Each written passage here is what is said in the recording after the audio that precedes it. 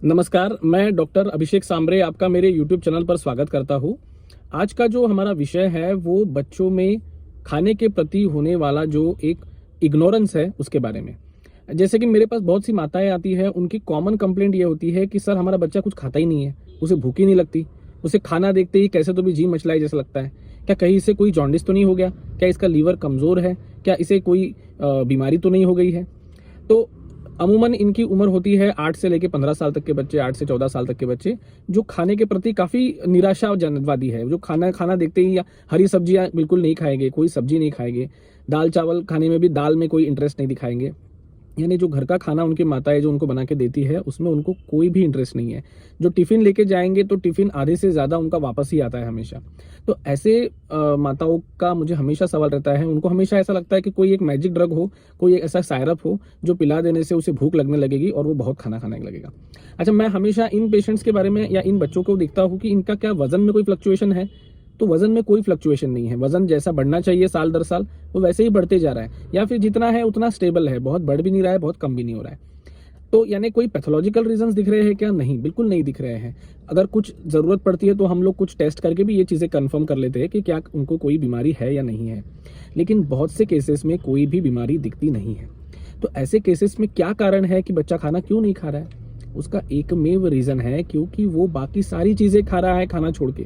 अब जैसे मैं उनको पूछता हूँ कि बेटा आज सुबह से क्या खाए, तो पता चलता है कि उसने बिस्किट का एक पूरा पैकेट खा लिया सुबह। अच्छा, वो भी कौन सा? जिम एंड जैम का, जिसमें जैम भी है, क्रीम भी है, दोनों साइड से बिस्किट लगे हुए हैं, मीठा मीठा। अब ये पूरा पैकेट खाने के बाद जिसकी कैलोरी आउट कम से कम आपके खाने के 1.5 गुना कैलोरी उसको ऑलरेडी मिल चुकी है, अब उसकी बॉडी क्यों रिक्वायरमेंट करेंगी खाना खाने के लिए? अब उसे इच्छा ही क्यों होंगी खाना खाने की? बिल्कुल नहीं होगी, ये बिल्कुल स्वाभाविक है। अगर किसी ने पूरा एक पैकेट चिप्स का खा लिया है तो उसका 75% मील्स कवर हो चुका है, अब उसको खाना खाने की भूख लगने की कोई आवश्यकता ही नहीं है। और अगर इसके बाद भी वो खाना खाता है तो शायद उसका वजन ओवरवेट में चला जाए वो। तो ये दिक्कत हो रही है। बच्चे जो है ना वो हायर ऑर्डर के जो टेस्ट है वो पहले ही ले रहे हैं, इसलिए जो लोअर ऑर्डर के टेस्ट है वो उनको पसंद ही नहीं आ रहे। जैसे मैं उनको बताता हूँ, एग्जांपल के तौर पे बताता हूँ, जैसे हम हमारे बचपन में कॉमिक्स के प्रति दीवाने थे। जैसे चाचा चौधरी का कॉमिक्स, साबू का कॉमिक्स, बिल्लू का कॉमिक्स, पिल्की का कॉमिक्स, ये सारे कॉमिक्स के लिए हम लोग दीवाने थे। बिल्कुल एक कॉमिक्स पूरा खत्म नहीं होता था, दूसरे के लिए दौड़ पड़ते थे। इसके अलावा किताबें भी दौड़ दौड़ के पढ़ते थे। आजकल के बच्चों का प्रॉब्लम ऐसा हो गया है कि ये सारे कॉमिक्स वो लोग कार्टून के रूप में देख लेते हैं टीवी पे ही। अगर आपने टीवी पे ही कार्टून में चाचा चौधरी देख लिया, टीवी पे ही कार्टून में बिल्लू देख लिया, पिंकी देख लिया, तो उसके बाद आपको उस कॉमिक्स में रिटर्न मैटर पढ़ने की इच्छा ही नहीं होगी। इमेजिन करने की भी कोई जरूरत नहीं, वो चीजें तो वहां पे पूरी क्लियर दिख रही है, ऑन स्क्रीन दिख रही है। तो ऐसा सब जब ऑन स्क्रीन चीजें क्लियर दिख रही है तो कौन एफर्ट लेगा पढ़ने के लिए? बस यही एक प्रॉब्लम है जिसके वजह से आज पढ़ने वालों की संख्या, किताबें पढ़ने वालों की संख्या धीरे धीरे गिरती जा रही है। सिमिलरली अगर हम लोग खाने में देखेंगे, अगर आपने एकदम हाई लेवल के सॉसेजेस, हाई लेवल के चटकारे वाले सारे टाइप के जो भी चाट मसाले और ये सब से बना हुआ टेस्टी खाना, हाइपर टेस्टी खाना, मैं तो बोलूँगा टेस्टी भी नहीं, अति टेस्टी खाना अगर आप खा लेते हो, जैसे कोई चाइनीज़ खा लेते हो जिसमें सॉसेजेस भर भर के पड़े हुए हैं, चाट खा लेते हो जिसमें बहुत सारा इमली और बहुत सारा चटकारे वाले मसाले डाले हुए हैं, ये सब इतना हाइपर टेस्टी खाना खाने के बाद, या फिर चिप्स खा लेते हो जिसमें बहुत सारे मसाले लगे हुए हैं, या बहुत सारे तो ऐसे नूडल्स है जिनका मैं नाम नहीं लूंगा, लेकिन उसमें वो लोग एडिक्टिव एजेंट्स तक डालते हैं ताकि बच्चे केवल उन्हीं के नूडल्स खाएं, और उसके लिए वो लोग रिपीटेडली अपने पापा मम्मी के पीछे लगे रहे कि हमको ये वाले नूडल्स दो। उसमें एडिक्टिव एजेंट्स डले हैं, इसके बारे में भी कुछ स्टडीज बीच में आ चुकी हैं। अब मैं किसी का नाम नहीं लूंगा क्योंकि मुझे यहाँ पे कोई कंट्रोवर्सी नहीं करनी है, लेकिन ये सच्चाई है कि बहुत से जो पैक्ड फूड आइटम्स है उसमें ऐसे कुछ एजेंट्स डालने के चांसेस बिल्कुल बनते हैं कि जिससे हमेशा जो बच्चा है वो उसी चीज़ का डिमांड करे। इस टाइप के बहुत सारे fast food items, packed food items है जिसमें बहुत एक्सट्रीम लेवल का टेस्ट दिया जाता है। तो अब इतना एक्सट्रीम लेवल का टेस्ट खाने के बाद आप उससे सोचोगे कि वो मेथी की सब्जी क्यों नहीं खाता, वो पालक की सब्जी क्यों नहीं खाता, कैसे खाएगा बताओ मुझे?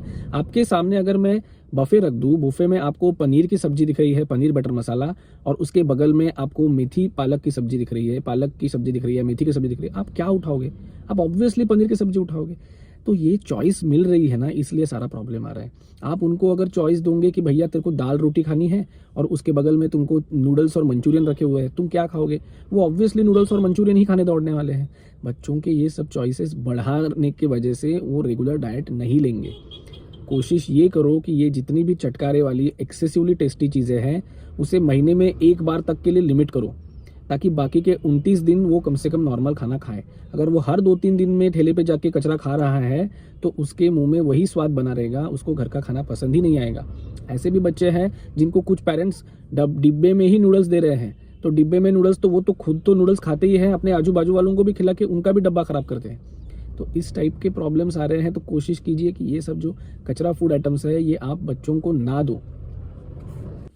देखिए, हम लोग सब जगह बोलते हैं कि महंगाई बढ़ रही है, महंगाई बढ़ रही है, लेकिन ये जो कचरा आइटम्स है ना, ये बिस्किट्स है, ये बहुत सारे ऐसे सिंपल ग्लूकोज वाले बिस्किट्स है, ये अभी भी 5 ही रुपए में मिल रहे हैं। आपको एक 5 रुपए का बिस्किट का पैकेट लेना ज्यादा सस्ता पड़ता है। ज्यादा से ज्यादा थोड़ा अच्छा बिस्किट का पैकेट लिया तो 20 रुपए का आ जाता है, वो भी आपको सस्ता पड़ जाता है। लेकिन उसके अगेंस्ट आप एक फल लेने जाओ तो 50 रुपए का एक एक पीस एप्पल बिक रहा है मार्केट में, एक एप्पल 50 रुपए में बिक रहा है, और ये सारे कचरा आइटम्स जो है वो आपको 10-20 रुपए में मिल जा रहा है। तो स्वाभाविक है कि जो बेचारे जो लोअर सोशो इकोनॉमिक स्टेटस वाले हैं या मिडिल क्लास जो है वो यही चीजें खरीदेंगे, ये कचरा ही खरीदेंगे, क्योंकि उनको सस्ता लग रहा है, उनको लग रहा है पैसे बच रहे हैं। पर ये पैसे नहीं बच रहे हैं, उनके हेल्थ खराब हो रही है। आगे जाके बहुत जल्दी 25वें-30वें साल में मेरे पास प्री डायबिटिक और डायबिटीज के पेशेंट आ रहे हैं, क्योंकि उन्होंने पूरे बचपन में यही कचरा खाया हुआ है। तो ये कचरा खाने से अच्छा आपको बिस्किट खाने चाहिए कि नहीं खाने चाहिए? मैं बोलता हूँ बिस्किट जरूर खाने चाहिए, आप खाइए बिस्किट, लेकिन जितना आपका बिस्किट का बजट है ना, उसको कम से कम 10 गुना महंगा बिस्किट खरीदो। अगर आप 5 रुपए के बिस्किट खरीद रहे हो ना, उसको बंद करो। जो 50 रुपए का बिस्किट पैकेट आता है, जो एकदम हाई क्वालिटी फाइबर बिस्किट या कुकीज टाइप के जो बिस्किट आते हैं, जो काफी महंगे हैं, वो आप लो, वो भी आप एकदम टॉप कंपनी के लो। अगर आप इतने महंगे बिस्किट खाओगे ना तो आप ज्यादा खरीद ही नहीं पाओगे, और आप ज्यादा जब खरीद नहीं पाओगे तो ऑब्वियसली आप खा नहीं पाओगे। सेम आइटम हर जगह करो। आपको अगर नूडल्स और मंचूरियन बहुत पसंद है, बार बार खाने की इच्छा होती है, तो बार बार खाने, कचरा जगह पे ठेले पे जाके बार बार मंचूरियन और नूडल्स खाने से अच्छा है किसी अच्छे 3 स्टार होटल में जाके 3 महीने में एक ही बार नूडल्स और मंचूरियन का स्वाद लीजिए। वो स्वाद आपके जबान पे हमेशा बना रहेगा, और महंगा होने की वजह से आप दूसरी बार खाने की कोशिश भी नहीं करोगे। और एक बार आपने 3 स्टार से नूडल्स और मंचूरियन खा लिया ना, तो आपको वो ठेले वाला कचरा जो है वो पसंद भी नहीं आएगा। तो कोशिश करो कि जो भी खाते हो कम खाओ, लेकिन हाई क्वालिटी आइटम खाओ, कचरा मत खाओ। जब चीज़ें आप कम करोगे ना, आपका जब एक्सेसिव चटकारे वाली चीज़ें या टेस्टी चीज़ें जब आप लिमिटेड खाओगे ना, तब आपको सादा खाना जो है वो पसंद आने लगेगा, और तब आपके बच्चे रेगुलर जो डाइट है उसको फॉलो करेंगे, रेगुलर डाइट फॉलो करेंगे और अपना डब्बा जो है वो खाली करके आएंगे। देखिए, एक बात मैं हमेशा मेरे सारे पेशेंट्स को बताता हूँ कि कोई भी टाइप का एंजॉयमेंट, ये ना एक स्पेसिफिक एंजॉयमेंट की एक लिमिट रहती है जो भगवान ने हर एक को दे के रखी है। अभी किसकी कितनी है वो तो मुझे नहीं पता, बट इट इज़ लाइक कि जैसे आपके पास एक थैला है जिसमें सोने की अशर्फियाँ हैं, और वो आपको पूरा का पूरा भरा हुआ थैला दे दिया है, और वो थैला ना आपको आपके ज़िंदगी में आखिरी तक चलाना है। अब उसमें से कितनी अशर्फियाँ आपको कब ख़त्म करनी है ना, वो आपके हाथ में है। अगर आप बहुत ज़्यादा एग्रेसिवली सारे पैसे अभी लुटाने लग गए ना, तो आप बाय द टाइम 40-45 के हो जाओगे, आप इतनी बीमारियों से जकड़ जाओगे कि आपके पास फिर कुछ भी बचेगा नहीं उसके बाद, और आगे का जो जीवन है वो बहुत मुश्किल जाएगा। तो कोशिश कीजिए, ये जो हेल्थ की पोटली भगवान ने दी है आपके पास, जिसमें सोने की अशर्फिया है, उसे बिल्कुल यूज़ करते वक्त ना सोच समझ के यूज़ कीजिए। जब भी आपको ऐसा कभी आउटसाइड फूड खाने का या जंक फूड खाने का समय आता है, उसे बिल्कुल कम से कम खाइए, और गिन के खाइए कि भैया मैंने अभी इस महीने का खा लिया है, अभी अगले महीने तक मैं बिल्कुल ऐसी चीज़ों को हाथ नहीं लगाऊंगा।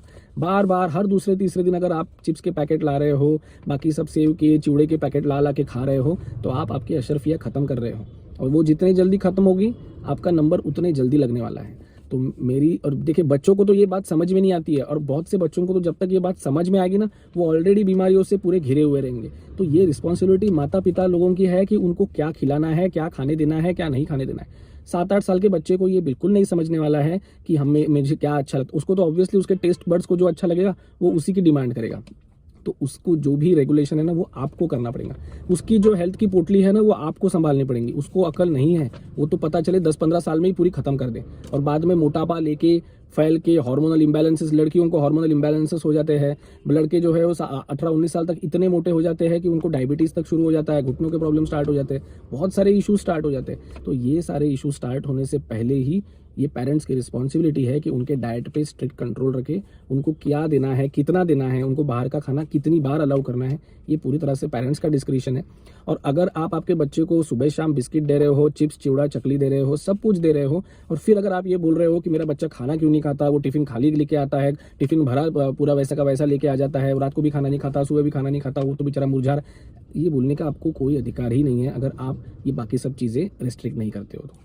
और उससे का अकेले का रेस्ट्रिक्ट करके कुछ नहीं होने वाला। जब तक आप घर में लाना बंद नहीं करोगे तब तक वो भी खाना बंद नहीं करेगा। तो आज के मेरे वीडियो का टेक अवे आपको बिल्कुल क्लियर समझ में आ रहा होगा कि बच्चे अपना टिफिन खत्म क्यों नहीं करते, उसका क्या कारण है, वो मैंने जो बताया वो आपको समझ में आया होगा। लास्ट में मैं समराइज करता हूँ कि देखिए, जब आपने किसी भी लेवल के हायर लेवल का अगर टेस्ट किसी को दे दिया एक बार कि भैया तुमको इस लेवल के टेस्ट की आदत डाल दी उसके जबान को, तो जब उसको तुम नीचे के लेवल के टेस्ट की जब चीज़ें खिलाने जाओगे ना, तो वो नहीं खाने वाला, क्योंकि उसको ऊपर के टेस्ट की आदत लग गई है। तो ये जो ऊपर के टेस्ट की आदत है ना, इसको पहले कम करना पड़ेगा। इसको जब आप कम करने लगोगे ना, तभी वो खाएगा और तभी वो पसंद से जो घर की चीज़ें हैं वो अच्छे से खाएगा। और अल्टीमेटली ये सबको पता है कि घर का खाना खाने से ही सेहत बनने वाली है। तो आज की जो मेरी सेहत की बात थी वो शायद आपको समझ में आई होंगी। अगर ये वीडियो पसंद आ रहा होगा तो इसे लाइक कीजिए, शेयर कीजिए, चैनल को सब्सक्राइब कीजिए और आपका जो प्यार है वो इसी तरह बरकरार रखिए। धन्यवाद।